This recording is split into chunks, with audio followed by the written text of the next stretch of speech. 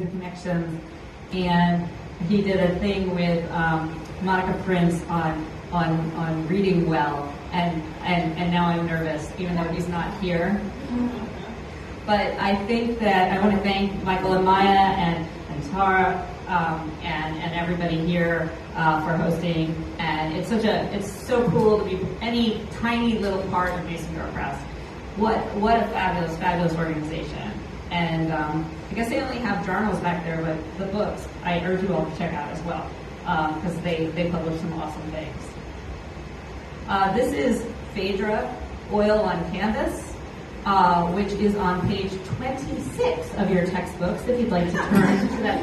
This will be on the test. It won't be. All right, let me see if I can figure out how to make this teleprompter thing work. Give me one sec.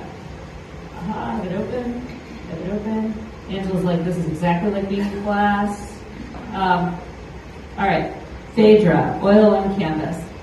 Taking my fiancé and my stepmother-in-law-to-be to the Museum of Modern Art for Mother's Day is not my idea of a good time.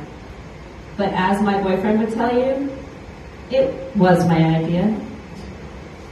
Here we are, looking at his dead sister's painting, her only painting at this museum, and we're just standing here, staring at it the way people stare at gravestones when they go with other people to cemeteries, like not wanting to emote, but also wanting to look like they aren't emoting, but then feeling torn up inside, and simultaneously wanting to be anywhere but here. And I didn't want to be the first person to speak, really, but the silence in that echoey white gallery space was killing me. Instead, I reached over for Logan's hand, and I gave it a gentle squeeze. He squoze, "Is that a word?" It back, and then dropped my hand as if to say, not here, not now, anywhere but here. The stepmother-in-law-to-be took a step back and started, "I'm not sure it's her best one. You know, the way she waved her arms around as she was smushing the paint. Are we sure it's finished?" Logan shot daggers at Teresa. I mean, he looked like the old Godzilla movies where lasers came out of the monster's eyes. She finished it. She's the one who offered it to the museum. His hands were balled into fists, alternately flexing and relaxing his arms, pulsating with power. I wanted to touch those arms. Teresa looked at his arms, too. She slid a reptilian hand from his forearm up to his bicep in a, what? Homing? Sexual? God, I hate this woman way. "I'm so sorry, Logan. I'm sure it's done. It's just..." She stopped herself. "Of course, you need to feel like this is how she wanted it." Through a clenched jaw, Logan said slowly and with menace, "This is how she wanted it."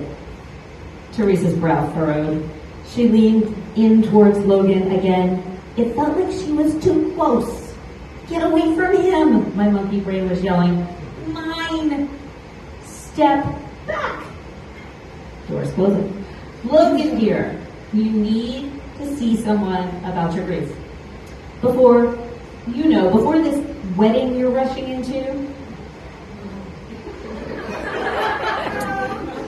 I am standing right here." Did I mention that? I fight the urge to kick her in the shin. It isn't until I go to speak that my mouth is hanging open. "Teresa, I think art is in the eye of the beholder.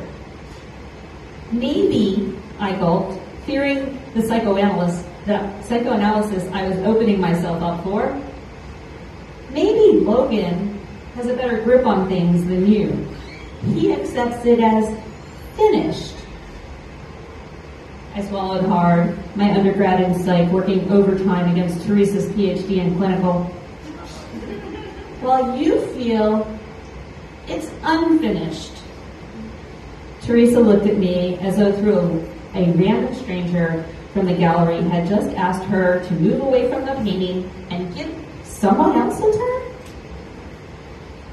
You know, Teresa turned back toward the painting, gracefully putting her back to me and deflecting, still holding on to one of Logan's arms.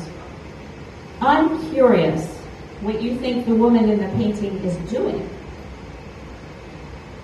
It seems like some sort of ritual song she's singing, like a feminized Coco Pelli or one of those blue aliens from Avatar. Logan stared through the painting, looking at it, looking through it. I announced to Teresa's back, I think the woman is singing out in joy to the sky. I think she's howling like a wolf, announcing herself to the planet, letting herself be heard. Blind? Teresa's confidence overshadowed her abilities, as always. Damn fools. She's crying out for help. Oh, you think it's a self-portrait? Logan shook his head in disgust. Dripping down his face, he put his hand in his pocket and jingled his keys. Shrinks think everything is about a hidden message from the inner child. My sister calling out for help. Of course not. Teresa sucked her teeth as she turned abruptly and walked toward the exit, her heels snapping against the marble floor. I sat for this painting. It's me. So that's the piece that's in the journal.